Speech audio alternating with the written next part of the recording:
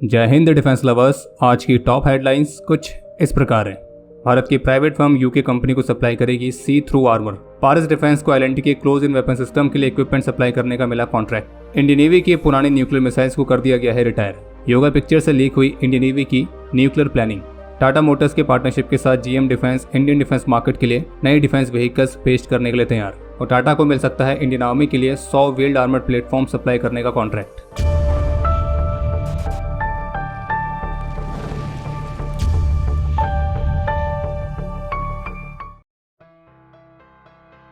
भारत की private defence startup जिसका नाम है big bang boom solutions private limited, short form में BBBS, जो कि चेन्नई में स्थित है।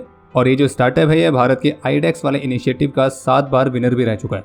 तो लेटेस्ट रिपोर्ट्स के मुताबिक भारत के जो ये डिफेंस स्टार्टअप है तो ये करीब 7 अफ्रीकन नेशंस और यूके की एक कंपनी के साथ एंटी ड्रोन सिस्टम्स और साइबर सिक्योरिटी सॉल्यूशंस को एक्सपोर्ट करने के लिए एडवांस स्टेज में है। और कंपनी ऑफिशियल्स की तरफ से भी बताया गया कि वे Kenya, Mozambique, Algeria, Tanzania, Nigeria तो इस तरह के कई सारे नेशंस को उनके प्रोडक्ट्स एक्सपोर्ट करने के लिए ऑलरेडी बातचीत कर रहे हैं। और केवल अफ्रीका ही नहीं बल्कि BBBS यूके और यूरोप में भी अपने बिजनेस को एक्सपेंड करने पर काम कर रही है। और जबकि इसी के तहत यूके बेस्ड कंपनी के साथ BBBS के इनोवेटिव सी थ्रू आर्मर सिस्टम के एक्सपोर्ट को लेकर नेगोशिएशन एडवांस स्टेज में चल रहे हैं। और BBBS द्वारा बनाया गया जो ये सी थ्रू आर्मर सिस्टम है तो ये बैटल टैंक्स के क्रू को 360 डिग्री का व्यू प्रोवाइड करता है। और बाकी ये जो कंपनी है ये इंडियन आर्म फोर्सेस के लिए भी इस तरह के कई अलग अलग इनोवेटिव सॉल्यूशंस को प्रोवाइड करने पर काम कर रही है। भारत के Paras defence and space technologies limited को लार्सन एंड टुब्रो लिमिटेड से 305 करोड़ रुपीस का ऑर्डर प्राप्त हुआ है। और इस कॉन्ट्रैक्ट के तहत पारस डिफेंस एलएनटी के close in weapon system program के लिए एक्सटेंडेड वारंटी चार्जेस और इंटीग्रेटेड लॉजिस्टिक सपोर्ट पैकेज के साथ 244 site 25 SD electro optic systems को मैन्युफैक्चर करके सप्लाई करेगी। और ये डिफेंस इक्विपमेंट 47 महीनों के अंदर डिलीवर किए जाएंगे। और इन इक्विपमेंट को एलएनटी के जिन क्लोज इन वेपन सिस्टम्स के लिए सप्लाई किया जाएगा तो इन वेपन सिस्टम्स को भारत के कई सारे महत्वपूर्ण एसेट्स को सुरक्षा प्रदान करने के लिए भारत के अलग अलग लोकेशंस पर डिप्लॉय करने की योजना है, जहां पर ये यूएवी जैसे सभी टाइप के लो फ्लाइंग और लो सिग्नेचर एरियल थ्रेट्स को काउंटर करने में सक्षम हो।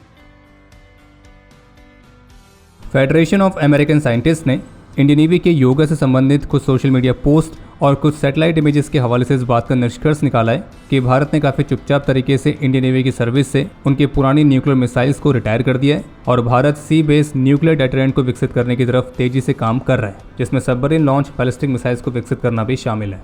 और यहाँ पे जिन न्यूक्लियर मिसाइल्स को रिटायर किए जाने की बात की जा रही है वो है धनुष मिसाइल, जो कि भारत की पृथ्वी मिसाइल का ही नेवल वेरिएंट है। अमेरिकन साइंटिस्ट की इस रिपोर्ट के मुताबिक लगभग 15 वर्षों तक इंडियन नेवी की न्यूक्लियर फोर्स में केवल 2 ही ऑफशोर पेट्रोल वेसल्स थी जिन्हें खास तौर पर न्यूक्लियर कैपेबल धनुष मिसाइल्स को लॉन्च करने के लिए कॉन्फ़िगर किया गया था। लेकिन धनुष मिसाइल की शॉर्ट रेंज और उसके लिक्विड फ्यूल डिज़ाइन के चलते एक न्यूक्लियर डेटरेंस वेपन के तौर पर इस मिसाइल की जो कैपेबिलिटीज़ हैं वो लिमिटेड भी हैं। जैसे कि पाकिस्तान और चीन जैसे एडवर्सरीज पर इस मिसाइल का इस्तेमाल करने के लिए नेवी की शिप्स को इनके तट के बेहद ही करीब जाना पड़ेगा, जो कि काफ़ी खतरनाक साबित होगा। और इसी के चलते भारत लंबे समय से nuclear powered ballistic missile submarine पर काम कर रहा था, जो कि अब ऑपरेशनल हो चुकी हैं। और अब धनुष जैसी शॉर्ट रेंज न्यूक्लियर मिसाइल्स को रिटायर किया गया है। शनिवार को northern army commander lieutenant general MV Suchindra Kumar ने साउथ कश्मीर की सिक्योरिटी सिचुएशन और यहाँ की काउंटर टेररिज्म ग्रिड की समीक्षा करी है। और नॉर्दर्न आर्मी कमांडर को ग्राउंड कमांडर्स द्वारा यहाँ की सिचुएशन के बारे में ब्रीफ किया गया था। बाकी इसके अलावा एक अपडेट यह है कि आज 18 अगस्त को भारतीय रक्षा मंत्री श्री राजनाथ सिंह ने चेन्नई में न्यूली कंस्ट्रक्टेड अत्याधुनिक इंडियन कोस्ट गार्ड की maritime rescue coordination centre building का उद्घाटन किया है। और ये बिल्डिंग्स भारत की मजबूत मैरीटाइम सिक्योरिटी को सुनिश्चित करने और इमरजेंसीज के दौरान एफिशिएंट तरीके से रिस्पॉन्ड करने में अपना महत्वपूर्ण योगदान देगी।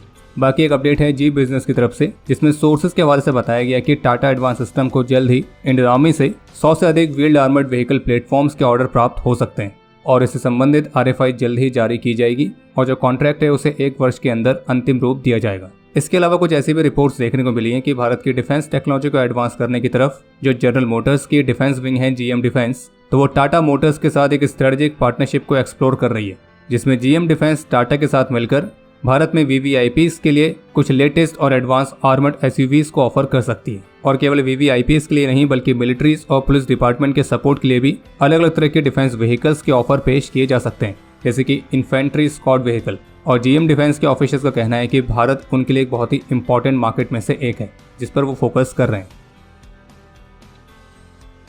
ताइवान के मिनिस्ट्री ऑफ नेशनल डिफेंस की तरफ से सूचित किया गया है कि उन्होंने शनिवार की सुबह 6 बजे से रविवार की सुबह 6 बजे तक ताइवान के पास 7 चाइनीज मिलिट्री एयरक्राफ्ट और 15 नेवी वेसल्स को डिटेक्ट किया है और इन 7 चाइनीज एयरक्राफ्ट में से 3 ने ताइवान स्ट्रेट की मीडियन लाइन को क्रॉस किया था और ताइवान के नॉर्दर्न और south eastern air defence identification zone में एंटर किया था। ऑफिस के रिस्पांस में ताइवान ने भी अपने एयरक्राफ्ट और नेवी शिप्स को रवाना किया और चाइनीज एक्टिविटी को मॉनिटर करने के लिए कोस्टल बेस्ड मिसाइल सिस्टम्स को भी डिप्लॉय किया गया था। और जबकि इससे एक दिन पहले भी ताइवान ने 13 चाइनीज मिलिट्री एयरक्राफ्ट और 7 और नेवी वेसल्स को भी डिटेक्ट किया था, जिनमें से 12 एयरक्राफ्ट ने ताइवान की मीडियन लाइन को क्रॉस किया। और अब समय है आज के इतिहास का। आज के दिन 2002 में जम्मू कश्मीर में अपने अदम्य साहस और वीरता का परिचय देते हुए कर्नल कंवर जयदीप सिंह वीर गति को प्राप्त हुए थे और इन्हें मरणोपरांत शौर्य चक्र से सम्मानित किया गया। बाकी आपके लिए आज का प्रश्न है कि शौर्य चक्र गैलेंट्री अवार्ड्स की किस कैटेगरी में आता है।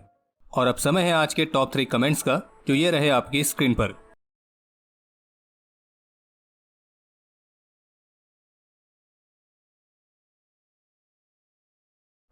तो हमारे आज के इस एपिसोड के लिए इतना ही। उम्मीद है आपको एपिसोड पसंद आया होगा। पसंद आए तो वीडियो को लाइक जरूर करें। कोई भी सुझाव या सवाल हो तो उसके लिए कमेंट सेक्शन ओपन है।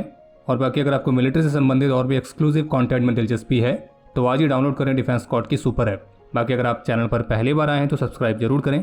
हम जल्दी मिलेंगे नए एपिसोड के साथ, तब तक के लिए